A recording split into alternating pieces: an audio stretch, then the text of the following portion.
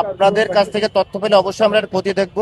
আপনি বাংলাদেশ সেনাবাহিনী বলেন, বিজিবি বলেন, আমরা এই ব্যাপারে অত্যন্ত আন্তরিক। যে কোনো তথ্য আমরা যাচাই বাছাই সাপেক্ষে অবশ্যই উদ্ধার করব। কতজন সদস্য এই টহলে অংশ নিয়েছে?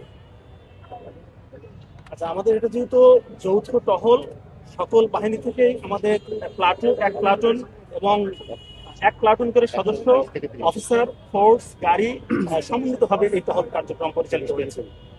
আচ্ছা, আমি একটু জানতে চাচ্ছিলাম যে আসন্ন সংসদ নির্বাচন নিয়ে উড়ু উড়ু কিছু আশঙ্কার কথা, নাশকতার কথা শোনা যাচ্ছে।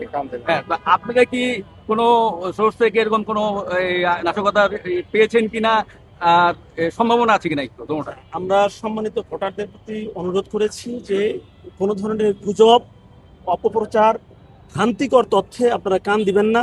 যদি আপনাদের কাছে কারো কোনো তথ্য থেকে থাকে, আমাদের আইন শৃঙ্খলার বিভিন্ন বাহিনী আছে, তাদেরকে অবগত করবেন, যথাযথ ব্যবস্থা নেওয়া হবে। এবং ভোটারের নিরাপত্তা সুনিশ্চিত করার জন্য যা যা করণীয় বাংলাদেশ ইলেকশন কমিশনের পক্ষ থেকে যেভাবে নির্দেশনা দেওয়া হয়েছে, সকল ব্যবস্থা গ্রহণ করা হবে। আপনার থানা এলাকায় কতটি ভোট কেন্দ্র রয়েছে এবং কতগুলো আসলে ঝুঁকিপূর্ণ, এরকম করে চিহ্নিত করছেন কিনা? আমরা এটি চিহ্নিত করেছি এবং ওই অনুযায়ী আমাদের ব্যবস্থা নেওয়া আছে। কতগুলো আসন ঝুঁকিপূর্ণ? এইটা তো এইটা তো সেন্ট্রালি আমি বলতে চেঞ্জ পারবো হতে না। পারে।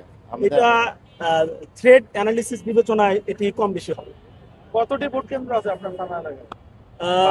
আমাদের নিউ মার্কেট থানা এলাকায় 12টি ভোট কেন্দ্র রয়েছে, কলাবাগানে আছে 29টি। অর্থাৎ টোটাল রমনা ডিভিশনের 6টি থানায় আমার 167টি ভোট কেন্দ্র আছে। ধন্যবাদ। Thank you thank you. ধন্যবাদ। Thank you.